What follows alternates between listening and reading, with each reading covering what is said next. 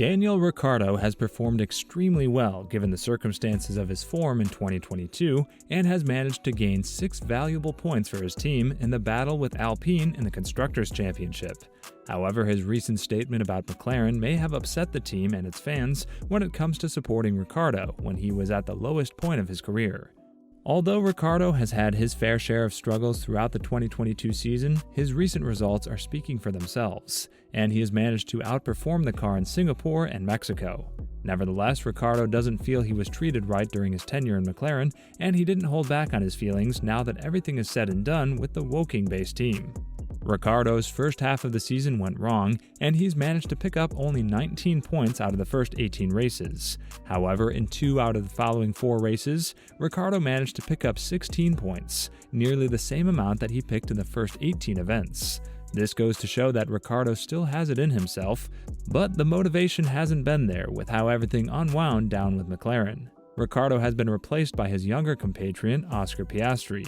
The 21-year-old ex-Alpine protege has been signed by McLaren as his replacement, and this was done earlier in the season when Ricciardo showed that he won't be a proper teammate for Norris.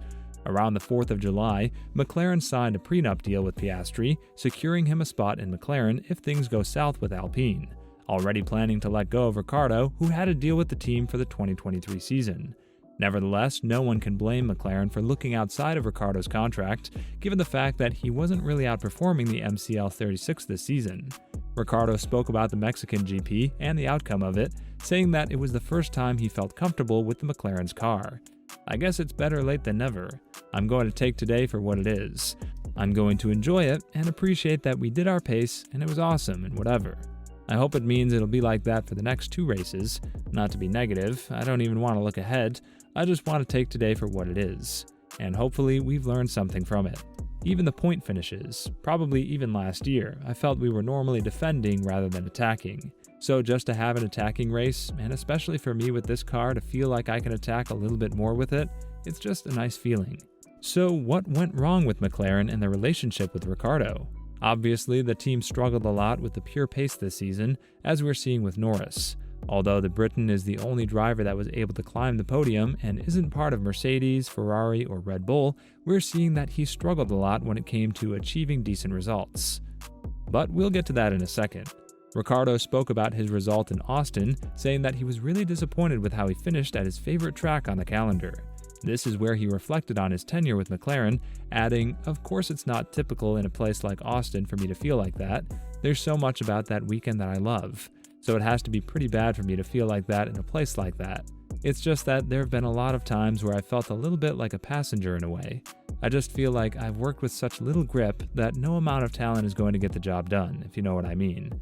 So that's where it's just that I felt a little bit helpless at times. So you feel like you can't really show anything that you've got because you're just not operating at the level of the others. So today, to be able to at least lean on it and push and have pace and be a guy that's setting quick times makes me happy." With this statement, Ricciardo has directly blamed McLaren for not investing a lot in him and making him feel like a passenger in a troublesome car. The truth is that Ricciardo has struggled with pace, but it's not like the team was really supportive of him. One of the huge factors why this has happened in the first place could be the fact that McLaren already had Piastri as a backup for Ricciardo, so they wouldn't really bother helping the Aussie and understanding the physics of the car he's driving. But the truth remains the same, and that is that Ricciardo doesn't have a seat for the 2023 season. Obviously, he wants to take some time out of F1 and then come back for 2024, which is much easier said than done, given the fact of how competitive this sport is. When talking about the future and whether or not he continues to plan with F1, Ricciardo said, "I still know I can get the job done, but it's hard when you can't do it week in and week out. It's a bit like Vettel those last few races. He did phenomenal races, and then people are asking, is it time to retire? I think all of us can still do it on our days. Obviously, it's just the consistency for whatever reason, but I still love it, and I still want to get to the front." Why are we trusting Ricciardo in this? Well, obviously Norris wasn't really supportive of the team either.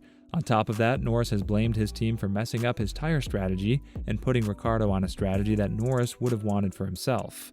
This is something that makes you think as to whether or not there's trouble in paradise now that Norris will have a new and much more prospective teammate compared to Ricciardo. Lando finished P10 in the Mexico GP, and although he managed to earn one valuable point for the team in the Constructors' Championship fight with Alpine, Norris doesn't want to fight for P7 or P10. I guess you always feel a little bit disappointed when you just expect a little bit more than what you're achieving.